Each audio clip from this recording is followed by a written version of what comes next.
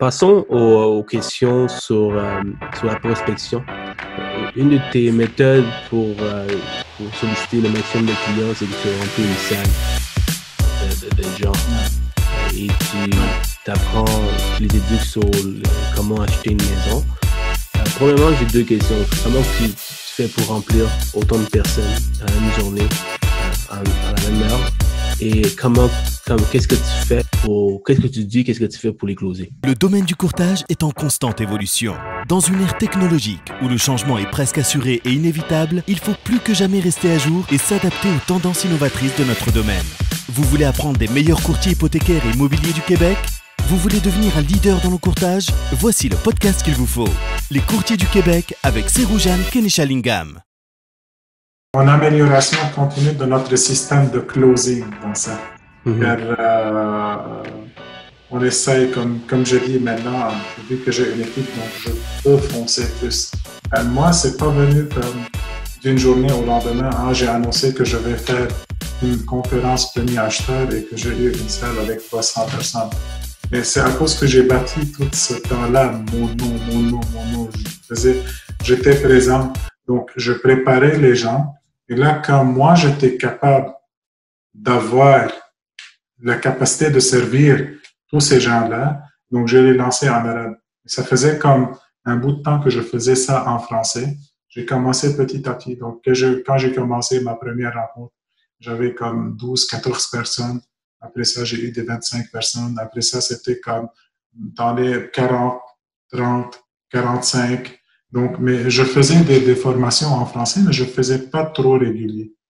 Donc, mais quand j'ai réannoncé ça, j'ai fait la bonne publicité, j'ai eu comme 45 personnes en français.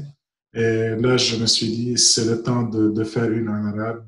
Mon équipe était prête, donc je vais expliquer, je vais faire cette rencontre en arabe. Et je l'ai lancé la première fois, on a eu comme presque 190 personnes. Wow.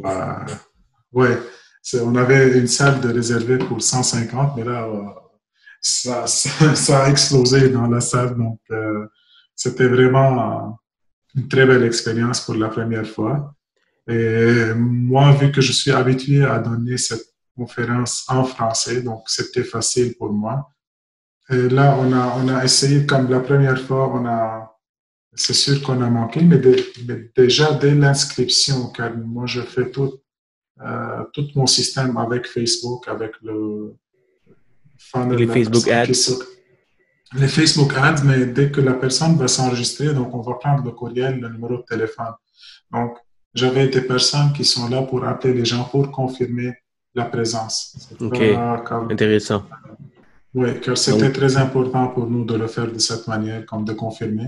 Et je commence par les conférences françaises. Encore, tout le monde, la majorité des gens confirment leur présence et on a un bon pourcentage qui vient à la présentation. Et ceux qui ne viennent pas, on les relançait, comme on leur envoyait des courriels. Est-ce que vous aimez avoir une rencontre en personne? Est-ce que vous aimeriez avoir quelque chose de précis? Et qu'on a les coordonnées sans les harceler. Donc, c'est juste vraiment pour vous donner une idée. Et comme j'ai déjà dit, oui, j'étais dans ma base de données, je vais juste te lancer des petits courriels. Quand tu seras prêt, tu vas venir. Même j'ai des clients qui étaient prêts, ils ont oublié. Car ça arrivait à un certain moment, comme je dis, je faisais beaucoup de changements. Donc, peut-être qu'on a manqué les suivis pendant 3-4 mois. Mais là, quelqu'un vient te parler parle avec mon ami ou vas-y avec la banque X. Donc, tu vas avec la banque. Et comment moi, j'ai su qu'ils ne sont pas qualifiés avec les banques, ils sont venus nous revoir et on a qualifié avec d'autres banques, tout simplement. Donc, Okay. mais... Et c'est quoi ton taux de closing? C'est quoi ton taux de closing avec les gens qui rentrent et finalement, tu réussis à faire leur hypothèque? Mettons, sur les 180 personnes, as-tu un tracking de tes taux de réussite avec ces clients? Je ne peux pas te répondre directement car tous ces gens-là, s'il ne fait pas une hypothèque lui-même, car il y en a qui ne se qualifient pas, il y en a que ce n'est pas le bon timing pour eux, mais la majorité, moi je trouve, j'ai une bonne majorité qui reste fidèle, disons plus que 75%, qui Wow, reste fidèle. vraiment une bonne moyenne. Je ne veux pas te dire qu'on a fait les dossiers pour ces gens-là, mais ils ont vu que on n'est pas en train de vendre, on est là, on vous a donné l'explication. Si vous avez n'importe quoi, venez nous voir. Mais il y a certains clients qu'on n'a pas fait leur hypothèque, mais qui nous ont référé 5 clients. Mhm. Et présentement, comme j'ai un client que une de mes courtiers, Kate, qui s'occupe, lui, il nous a référé déjà 3 clients. On est rendu à son hypothèque aujourd'hui. Lui, il est employé d'une banque. Donc, il a eu un excellent taux avec sa banque et tout. Donc, j'essaie de lui donner le même taux, même si je vais perdre de l'argent juste pour le rendre service. Mais sinon, lui, il sait, il m'a dit que je vais aller avec ma banque pour mon hypothèque maintenant avec ça, mais vous êtes ma référence. Donc, il nous réfère ses amis. Il nous a référé déjà 3 personnes avant que lui, il fait. Donc, c'est ça le vote. Mhm. Donc, Et, j'ai fait cette année encore. J'ai fait 2 l'année dernière. C'était vraiment ce succès et j'ai arrêté. J'ai fait une cette année. On s'attendait à plus que 300 personnes. Et avec la tempête, car on a eu une tempête la même journée, malheureusement. ouf, Et on a eu comme 220 personnes. Et on s'attendait très qu'à bon. le nombre. Ouais, on est vraiment fiers et on va continuer à le faire après le confinement. Mhm, bien sûr, bien sûr. Ouais. Et qu'est-ce que tu dis exactement durant cette conférence? Tu parles de premiers acheteurs, comment acheter un immeuble, c'est comment tu dois gérer ton crédit, comment tu dois avoir un crédit. C'est des affaires de base, c'est ça? J'explique le tout. J'explique Explique le le tout. tout. Donc, je commence par c'est quoi les étapes de l'achat, l'importance de faire affaire avec un courtier immobilier, le crédit, les qualifications, comment toutes les banques ils vont faire pour te qualifier, donc en expliquant la mise de fonds, le crédit. Et je donne des exemples des cas qu'on a fait. Donc, je donne des exemples spécifiques, soit des cas qui ont eu des problèmes de crédit, des excellents cas qu'on a eu un meilleur taux, des cas qu'on était allé avec un prêteur d'un travailleur. Donc, je fais un mixage des cas, des gens qui n'avaient pas d'argent, qui voulaient acheter. Qu'est-ce qu'on a fait, comment on a travaillé avec eux, comment on a conseillé de retarder la transaction pour qu'ils comprennent que si tu n'es pas prêt aujourd'hui, des fois, c'est mieux d'attendre l'année prochaine. Donc, j'essaie de donner 4 ou 5 exemples comme ça. Jusqu'à présent, je préfère faire la présentation moi-même avec mes courtiers sans avoir un autre partenaire d'affaires, car je ne veux pas que les gens pensent que je suis en train de vendre le service de ce partenaire ou de ce partenaire ou de ce partenaire, ou même pas mes services. On est là, oui, c'est sûr que vous nous faites confiance, mais c'est pas pour une vente, c'est pour donner l'explication pure. Donc, t'amènes pas des partenaires d'affaires pour qu'eux, ils font des présentations, eux, avec. Non, non. OK, intéressant. Intéressant. J'ai vu comme j'ai fait, quand j'ai commencé en français, j'ai invité des partenaires d'affaires et là, je suis comme, des fois, comme, j'ai trouvé que ça devient des fois lourd pour les personnes, que c'est comme toi, tu dois présenter le courtier immobilier, tu dois présenter le courtier en assurance, tu dois leur dire, faites affaire avec lui. Mais moi, je veux lui dire, faites affaire avec un courtier immobilier. Mais si le courtier immobilier, il est là, peut-être qu'il va pas, ce client, il va penser que je suis en train de dire, fais affaire avec un courtier immobilier à cause que lui, il est là et je suis en train de le vendre. Non, moi, je vais te conseiller de faire affaire avec un courtier immobilier. C'est ça, comme je crois à leur service, donc je vais te conseiller et je ne veux pas que la personne qui est devant moi pense que je parle de ça pour vendre le service de X ou pour vendre le conseiller financier. Donc j'ai trouvé, non, je vais faire ma présentation, je vais donner qu'est-ce que je crois qu'il faut faire. Et là, si jamais ils ont besoin d'une référence, je vais leur envoyer des références. Mais s'ils ont leur courtier, donc faites affaire avec vos courtiers, mais faites affaire avec vos courtiers. C'est ma manière de faire. À la fin de la journée, c'est rentable. C'est ça que je comprends. Oui. C'est super rentable. C'est plus que rentable, n'est-ce pas? Ouais. 220 personnes, si tu as au moins 10 vingtaine de personnes qui font affaire avec toi à la fin de la journée, ça représente quoi? 20% du monde et ça paye tout le monde. Mais l'idée, c'est d'arriver à remplir cette salle. C'est pas facile de le remplir. Hein? Car moi, j'ai des personnes qui m'ont reproché pour créer un groupe d'investisseurs encore en arabe. Et j'ai pas utilisé beaucoup de mots marketing. Je voulais voir c'est quoi la formule. Moi, heureusement, j'ai une bonne réputation, un bon suivi sur le marketing. Mais je voulais voir, je voulais m'assurer des partenaires, de tout ce qui arrive. C'est quoi l'objectif? Donc, on était 5 personnes. Il y avait seulement 50 personnes qui sont venues. Donc, 5 partenaires. Moi, j'ai pas annoncé à fond. Et ce qui est dans la norme, pour te dire honnêtement, c'est dans la norme. Et moi, toutes les personnes qui viennent à nos conférences en passant, je n'invite aucune personne. Donc, j'utilise vraiment, je veux que les gens qui sont intéressés viennent. C'est pas que moi, je vais appeler mon client X, mon client Y, est-ce que tu connais quelqu'un qui veut? Non. On utilise la publicité. De la publicité, c'est ces gens qui sont venus, qui vont venir. Comme la deuxième conférence, j'ai demandé la question, combien de personnes ils nous connaissent ou ils viennent à cause qu'ils nous connaissent. Il y a seulement 2 personnes qui ont levé la main. Pour une autre personne, c'est une dépression. Pour moi, c'était meilleur comme ça. Car je veux que les gens qui ne me savent, qui me connaissent pas, qui viennent. Absolument. Les gens qui me connaissent. Ben oui, ben oui. Donc, tu dirais que la majorité des gens, ils viennent de Facebook avec tes publicités. Quel genre de publicité tu fais pour approcher les gens? Est-ce que tu fais genre de vidéos, de textes? Oui. Non, des petites vidéos. Je fais des petites... les invitations pour ces conférences, c'est une petite vidéo, moins qu'une minute. OK. Et on la met. Donc, vous voulez savoir tout sur l'immobilier, on est là pour vous expliquer comment économiser, comment faire. Wow, c'est des nuggets, qu'est-ce que Antoine nous apprend aujourd'hui, comme on dit en anglais. Des nuggets, c'est de l'or, ça vaut de l'or.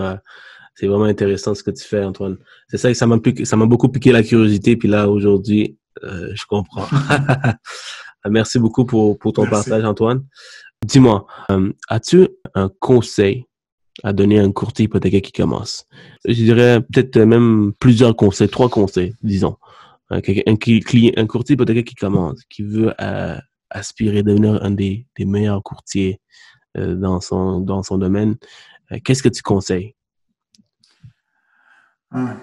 Une belle question. La première chose, moi, je dirais vraiment, car je l'entends beaucoup avec mes courtiers, tu veux closer, tu veux faire de la business. Et là, le client vient pour te dire, j'ai eu ci, j'ai eu ça. Mais il faut que tu comprennes qu'on est vraiment des personnes qui aident le client. Vraiment. On est là pour aider le client. Et oui, on a une valeur ajoutée pour ce client-là. Même si on ne peut pas lui donner le même taux que sa banque, on est une valeur ajoutée. On va l'aider. On est en train de lui donner des conseils. On est en train de lui donner plein de choses. Donc, on a un excellent domaine, on a un excellent service. Donc, crois en ça. Pour commencer, crois que tu es en train de donner beaucoup plus aux clients. Beaucoup plus qu'un taux d'intérêt. On travaille avec plusieurs banques. On n'est pas, on vend pas une banque, on vend pas un produit. On est là pour conseiller le client. Donc, c'est vrai, tu as raison, absolument. C'est ça. Donc, ça, c'est mon premier conseil, comme ça vient de toi. Deuxième conseil, travaille sur ton mindset. Toujours. Le mindset, il faut le travailler. Il faut avoir un minimum mindset. Il faut avoir comment je peux trouver la solution. J'adore. Car si j'ai un nom ici, si j'ai un nom ici, OK, comment je peux vendre le dossier à la banque? Donc, ça commence par ta tête. Il faut que tu crois dans l'histoire que tu vas donner à la banque. Il faut que tu crois toi-même. Si tu ne crois pas toi-même, n'essaie pas de la vendre. Si tu ne crois pas, tu n'as pas besoin de faire ce dossier si tu n'y crois pas. Donc, bien monter le dossier et croire au dossier. Croire au dossier, c'est très important, car des fois, je le vois plus maintenant à cause que je suis chef d'équipe. Donc, je vais avoir les courtiers qui sont gênés de demander beaucoup plus de questions. Non, explique-moi, je ne connais pas ton domaine. Explique-moi comment ça se fait que ta paye est comme ça. Il ne faut pas que tu aies un gêne de demander les détails du domaine de ton client pour que tu puisses vraiment le vendre et puisses trouver la bonne solution. Ouais, ça c'est quelque chose que quand j'étais plus jeune dans le domaine, j'étais gêné de faire. C'était demander trop de documents au client. J'avais peur de demander des documents, mais en réalité, tu veux aider le client, donc il faut que le client comprend. Puis c'est ça le problème des courtiers, c'est qu'on n'explique pas au client que c'est pour toi que je fais ça. Donc, si je te demande des documents, coopère avec moi, afin qu'on fait passer le dossier. Casse-moi pas les couilles, là. C'est ça.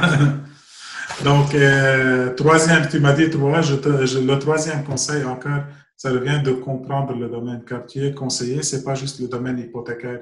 Moi, je dis, enrichis-toi à côté. Enrichis-toi comme, essaye si tu parles avec un comptable, comprends la comptabilité, comprends la fiscalité. On n'est pas là pour se vanter qu'on est fiscaliste ou comptable, je ne sais pas quoi, mais il faut avoir un peu des idées que tu comprends que cette chose existe. Là, en parlant avec ton client, tu vas lui dire, ah, mais attention, vérifie avec ton fiscaliste ou vérifions cette solution, est-ce que c'est bon pour toi ou non. Et prends toute personne que tu rencontres, essaie de comprendre son domaine, essaie de le comprendre pour l'aider et pour toi-même, pour t'aider, car ça t'enrichit. On est dans un domaine vraiment, on rencontre beaucoup de gens, donc profitez de ça pour s'enrichir vous-même. Vraiment bien dit. C'est vrai, ça. Si tu veux référer à un courtier en assurance pour les assurances, bien comprendre au moins la base des assurances pour référer, comme ça, comme ça, tu apprends. Puis aussi, tu aides ton partenaire à avoir des meilleurs dossiers. C'est tellement vrai ce que tu dis. Donc, parfait. Merci énormément pour ça, Antoine. Puis, un autre conseil à éviter un courtier hypothécaire. Évitez de rester toujours dans votre boucle. Améliorez-vous toujours. Si tu trouves que ça fait longtemps que tu stagnes sur un volume, que tu n'as pas amélioré ton volume, travaille à changer ta manière. Travaille toujours à changer ta manière. Ose te dire que ce que je fais, il y a quelque chose qui fonctionne. Car si ça fonctionnait bien, c'est sûr que tu ne serais pas au même niveau. Et si tu es en train de faire le même volume, il faut que tu sois en train de faire moins d'heures. Car avec l'expérience, il faut que tu ailles une amélioration quelque part. Même si aujourd'hui c'est plus exigeant, on a besoin de plus de documents, mais il faut que tu améliores ton système dans ce cas. Si tu amènes de l'expérience, donc au moins tu dois avoir des templates qui sont prêts pour répondre. Pas besoin d'écrire un courriel chaque fois à ton client. Filme une vidéo qui parle c'est quoi le refinancement, envoie-le à tous tes clients qui veulent un refinancement. Tu n'as pas besoin de répéter tout ça 5 minutes avec les clients. J'aime vraiment ce que tu dis, Antoine. C'est vraiment puissant. C'est vrai que plus tu avances dans la vie, dans ta carrière, et plus tu deviens, plus tu as du succès, mais il faut que tu facilites ta vie. Si tu travailles plus de temps parce que tu fais 100 millions, c'est pas la bonne chose à faire si tu veux avoir une vie de famille. Il faut déléguer, donc il faut améliorer ce côté-là, du côté système, pour atteindre cette balance. Parfait. Qu'est-ce qui te garde motivé quand tu travailles, Antoine? C'est un métier qui est demandant, donc il faut avoir certaines motivations pour se lever tous les matins puis décider de faire ce qu'on fait. Toi, c'est quoi ta motivation? Écoute, je ne veux pas être cliché, mais c'est sûr, quand je regarde ma fille, je vais être le papa héros pour elle. Je vais faire tout pour qu'elle me voie. Écoute, je ne sais pas. Une partie, c'est ma fille. Une partie encore, c'est ma famille, car ma famille, ça veut dire ma mère, mon entourage. Donc, je vais essayer d'arriver à un certain niveau où quand ils vont avoir besoin de moi, je vais être là, comme je parle financier, je vais être là sans avoir aucune hésitation. Heureusement, jusqu'à présent, ni ma famille, ni ma belle famille, personne n'a besoin de notre aide, de notre support, mais je travaille pour pouvoir leur donner encore un luxe à eux, un luxe à moi. Et ça, c'est du côté financier, mais du côté vraiment, comme moi, je sens que je peux donner. Je sais, j'ai une vision, j'aimerais arriver à ma vision. C'est ça ce qui me garde motivé. Donc, wow, c'est touchant. Est-ce que tu parles de la famille au Liban? Oui. Ouais. C'est drôle parce que moi aussi, je suis pas né ici, je suis arrivé ici à l'âge de 8 ans, du Sri Lanka, on a vécu la guerre civile. Tu connais un peu mon histoire? Mais j'ai encore la famille ici, puis c'est une de mes raisons pourquoi je travaille aussi fort, c'est qu'éventuellement, un jour, je vais amener toute ma famille en voyage aux Maldives, ce qui est juste à côté du Sri Lanka, sauf que ça coûte une fortune d'amener mes cousins là-bas. Mes cousins, ils savent pas tout ça, donc j'aimerais ça les faire profiter de tout ça. Sauf que pour ça, ben, il faut que je travaille très fort pour avoir de l'argent, tu vois. Alors, je comprends un peu. Moi, je veux juste être vraiment clair. Comme je dis, comme heureusement que ma famille n'a pas besoin de moi. Je ne dis pas on est hyper riches, non. Ils vivent, ma famille proche comme... Appelez Antoine si vous avez besoin d'argent. C'est ça. Mère, frère, sœur, donc ils vivent bien leur vie. J'ai des cousins qui sont riches encore, donc j'ai des cousins qui ont bien fait leur vie. Mais c'est ce que je dis, c'est vraiment comme si je retourne quand je te dis que moi, pour être ici au Canada, pour être là aujourd'hui, c'est à cause que ma sœur, qui avait peut-être 24 ans à l'époque ou 25 ans, elle a pris un prêt d'une banque et elle a remboursé ce prêt mensuellement pour que moi, je vais chercher mon avenir. Donc, c'est ça ce qu'on pense. C'est comme ça qu'on pense aux autres. C'est comme ça qu'on pense à la famille et pas juste à la famille. Écoute, je ne veux pas être cliché, mais si chacun d'entre nous pense comment je peux servir, comment je peux aider l'autre personne, c'est pas juste avec l'argent, tu peux aider avec n'importe quoi, avec n'importe quelle manière, et ça va te revenir. Moi, je te dis que j'ai eu la chance d'avoir un dépanneur sans argent. C'est à cause que ça revient. Le bon Dieu, il est en train de voir et la vie est en train de redonner. Donc, le plus que tu donnes, le plus que ça revient et je crois totalement à ça. Moi, je crois, ma vie était bâtie sur ça et je suis en train de recevoir. Donc, c'est comme ça qu'il faut voir. Plus t'en donnes, c'est ça. Éventuellement tu vas recevoir. Puis c'est l'univers qui te donne, c'est le Dieu qui te donne. C'est ça. Il faut pas être idiot, par exemple. J'ai naïf. appris quand même. Je suis pas trop naïf maintenant. J'étais naïf. Je suis pas trop naïf maintenant, mais quand même. C'est avec l'expérience, tu vois. Je m'en sors bien. Tu t'en sors bien. Si je devais copier tout ce que tu as fait, question marketing, question transparence, question de la façon que tu parles aux clients, le mindset, est-ce que tu penses que je peux avoir autant de succès dans le courtage hypothécaire?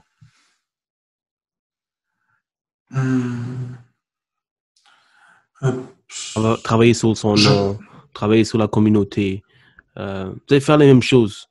Est-ce que tu penses que ce succès peut être répliqué? Je pense que oui. Oui, pourquoi pas. Oui. Mais le plus important, écoute, non, tu n'as pas besoin de réinventer la roue.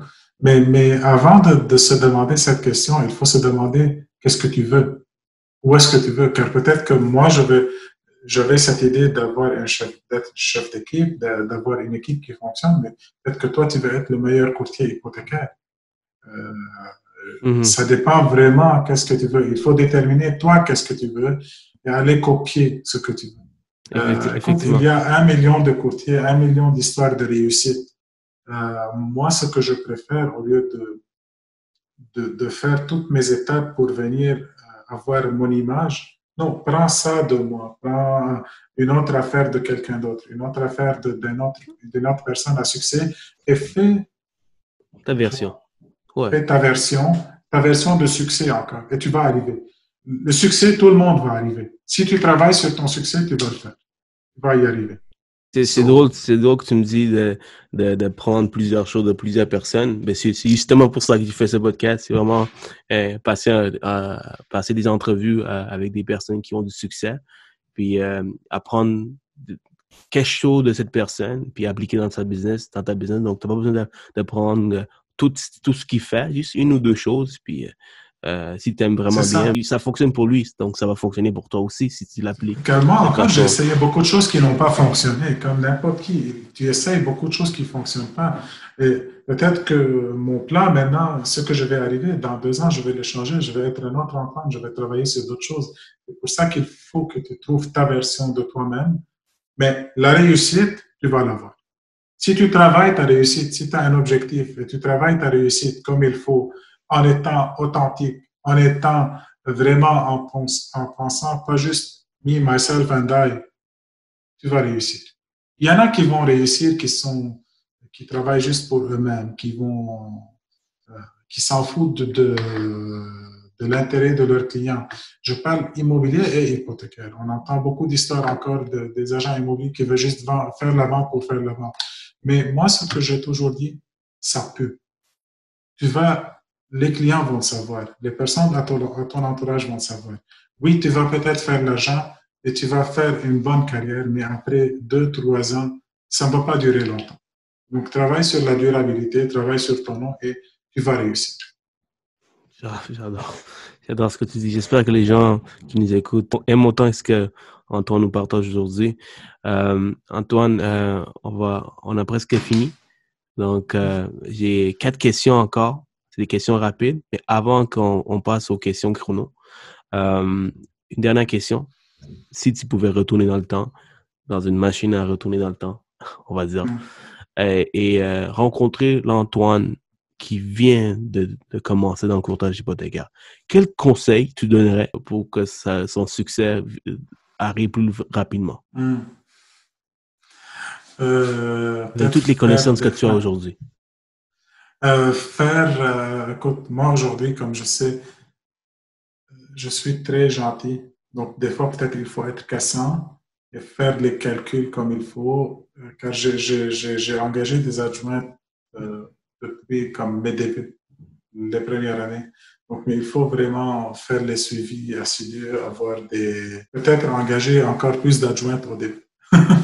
Pas comme des fois, j'aurais pu engager encore plus d'adjointes au lieu de faire des nuits blanches.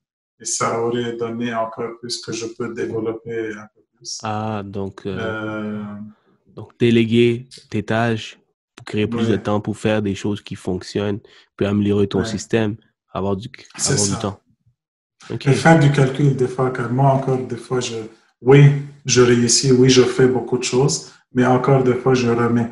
Donc, je suis en train, même jusqu'à présent, de travailler sur moi-même, de ne pas remettre les choses. Mais si j'étais, dès mes débuts, je fais les choses que j'ai dit que je vais faire à temps, j'aurais eu ce succès il y a 2 ans peut-être. Donc, commencer les choses et terminer, c'est ça? Oui. Quand tu commences quelque chose, terminer les choses? Fais ton plan, travaille ton plan. Fais ton plan, travaille ton plan. Plusieurs choses en même temps. Encore, je suis en train de faire moi maintenant. Le multitasking, des fois, ça fonctionne pas. Je rentre dans un dossier, je décide de finir le dossier. Donc, je suis en train de décider d'arrêter tout ce que je fais aux alentours. Si je suis même, écoute, une chose que maintenant, on est tous maintenant dans les rencontres Zoom. Et on est tous très tentés d'ouvrir un courriel, d'ouvrir X, Y, Z. Ben oui. Je suis rendu que je ne fais rien. Quand je suis dans une rencontre Zoom, j'ouvre juste mon document Word à côté, je prends mes notes à côté. Je ferme même mon courriel, car soit que je suis dans la présentation, soit que je ne suis pas là. Pourquoi je vais être là à moitié? Rapidement, quand tu parles de rencontre Zoom, est-ce que c'est une rencontre avec les clients Zoom que tu fais maintenant? Oui. Moi, ça fait longtemps, même avant le confinement. Moi, ça fait longtemps que je rencontre rarement les clients. Ah ouais, ok. Tu rencontres rarement les clients, tu fais ça par Zoom, mais les clients sont ouverts avec ça? Oui. Oh, wow. Même par téléphone, donc même avant que ça soit bien connu. Donc, ta business, la majorité de ta business, tu ne rencontres pas les clients, tu fais ça à distance? Oui. Nice. Disons, ça fait plus que 2 ans que j'ai beaucoup comme ça. Et depuis que j'ai commencé avec un bureau, je m'excuse, depuis que j'ai commencé avec un bureau en 2015, je retourne jamais à la maison travailler et je vais pas comme... ça faisait 2 ans que j'étais jamais sorti pour rencontrer un client chez eux. J'ai fait une rencontre exceptionnellement au mois de février. C'était vraiment une exception et je ne fais plus cette exception. J'ai dit aux gens que j'étais allé chez eux. Écoutez, je suis venu en exception, mais honnêtement, maintenant, si vous allez me redemander cette exception, je ne la fais pas. Mm-hmm. Si tu veux venir me rencontrer, tu viens dans mon bureau, tu es le bienvenu. Si tu n'es pas capable, par respect à toi et à mon temps, je vais la faire par Zoom. Si tu veux vraiment quelqu'un qui vient, j'ai des courtiers dans l'équipe qui sont vraiment qualifiés, qui sont vraiment très bons. Et ils vont venir vérifier avec toi ta situation. Et moi, je vais être le backup encore pour ces courtiers-là. Donc, et tu vas avoir la solution qui est à 2 têtes au lieu de juste une. Et pourquoi tu as décidé de faire ta business ainsi, c'est-à-dire ne pas rencontrer les clients? Beaucoup de temps, car tu dois aller chez les clients. Donc, tu dois quitter au moins une demi-heure à l'avance ton bureau pour arriver chez le client. il n'est pas à la même concentration à la maison que quand il est au bureau. Il est venu au bureau, c'est vraiment pour te rencontrer.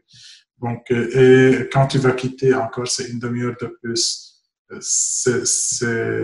lieu de faire comme 4 rencontres pendant la journée, tu vas faire 1 ou 2 rencontres. Et les gens qui viennent te voir au bureau, tu préfères que ce soit fait à distance, n'est-ce pas? Ça aussi, c'est du time consuming parce que quand le client rencontre, il vient dans ton bureau, c'est quand même une heure que tu passes. Des fois, c'est plus long. Ouais.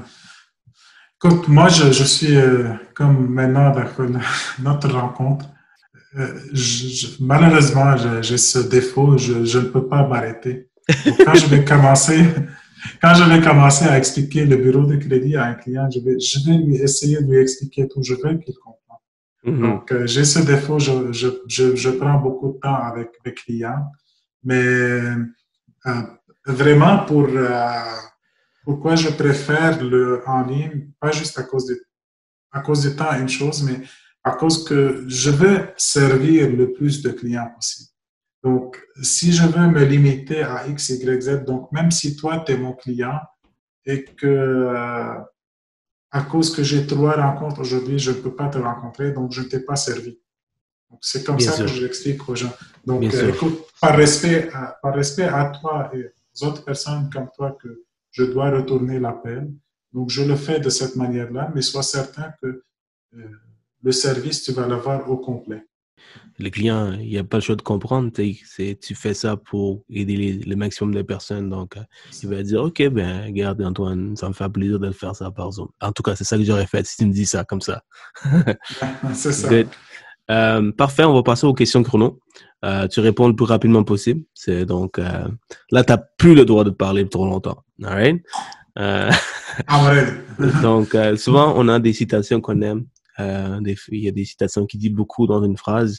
Y a-t-il une citation que tu aimes vraiment et t'appliques toujours dans ta vie?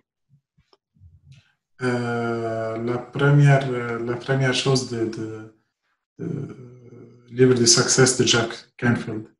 Prends 100% responsabilité de tout ce qui arrive avec toi dans la vie. Et peut-être une autre chose, j'ajoute que j'aime, c'est Why Worry. Je ne sais pas si tu as jamais vu le Why Worry. Why quoi? Why Worry. Donc, tu as un problème dans la vie? Oui. Est-ce que tu as une solution? Non. So, why worry? Ah, ok. Ben oui. J'adore le premier, j'adore le deuxième, c'est excellent. Pourquoi quand tu vas prendre responsabilité de toutes les actions que tu fais, tous les résultats que tu as, ben là, tu vas comprendre que c'est tes actions qui donnent tes résultats. Mais pas juste toi, hein, fais attention. Car si c'est un client qui arrive pour te dire, ah, écoute, après tout le travail, je vais aller avec ma banque, je ne veux pas chialer contre le client. Je vais penser, qu'est-ce que j'ai fait, moi, pour que lui, il n'ait pas closé, pour que je ne l'ai pas. C'est ça ce qui est 100% responsabilité. Si ma femme est malheureuse, c'est pas son erreur. Je vais demander, qu'est-ce que je fais, moi, de mal, ou qu'est-ce que je fais pas assez, car elle n'est pas contente. J'adore. C'est ça de prendre 100% de responsabilité, pas juste pour ton business ou pour tes actions. Je comprends. Tout ce qui arrive aux alentours. Donc, si tu penses de cette manière-là, tout va être facile. Je pense qu'on a dépassé les 1 minute, mais ça, c'est ma faute. J'aimais beaucoup ta citation, c'est pour ça que j'étais curieux de savoir. Parfait. Deuxième question. Une bonne habitude que tu as pris qui t'a aidé à avoir du succès? Se réveiller tôt. Te réveiller tôt. All right. Es-tu un lecteur, Antoine? Oui. Peux-tu nous donner un livre que tu nous recommanderais? Et un entrepreneur ou un courtier hypothécaire, n'importe qui veut apprendre, un livre à nous recommander et pourquoi? Écoute, moi j'aime, quand j'ai commencé, comme j'étais pas beaucoup de lecteur, mais quand j'ai commencé avec mon coaching, on avait un livre qui s'appelle The Power of Focus, La force de focus, encore de Jacques Power of Canfield. Focus, ok. Oui, c'est 10 chapitres, mais c'est un très ancien, donc tu peux ajouter. Il y a beaucoup de choses qui sont revenues, mais encore le Success Principle, encore de Jack Canfield, et t'as Tony Robbins, donc c'est le mindset. Donc, c'est quoi le livre de Tony Robbins, Unleash the Power, Witten? Non, moi, j'ai fait le Unleash the Power, le coaching, le 8 jours. Je l'ai fait comme... mais pas en personne, je l'ai fait le audiobook. Nice. Donc, premier livre, c'est Principle of Success. No, The Power of Focus. The Power of Focus. Success Principles de Jack Canfield. C'est en l'envers. OK, le troisième, c'est le Tony Robbins, la formation. OK, good, parfait. Hey, on a fini. Merci énormément. C'était long, j'imagine. Je m'excuse. Il n'y a pas de problème. Regarde, c'est pour qu'on apprend. Et il y a beaucoup de valeur dans notre conversation que tu as partagé, beaucoup de conseils. Alors, n'importe qui va écouter jusqu'au bout, il va sortir gagnant. Il va sortir avec de nouvelles idées. Donc, merci énormément, Antoine. C'était un grand plaisir d'avoir cette conversation avec toi. C'est vraiment généreux. Merci, tu es vraiment un bon gars, comme tu l'as déjà dit. Mais moi, encore, je vais te dire merci beaucoup pour cette initiative. J'aime beaucoup. J'aimerais entendre les autres côtés. J'aimerais encore vous leur partager. J'espère que tout le monde va partager du côté immobilier hypothécaire. Ça va nous donner tous un meilleur monde. Et bonne chance à tous ceux qui nous écoutent, spécialement ceux qui ont écouté jusqu'à la fin. Yes, merci Antoine. Merci beaucoup. Merci.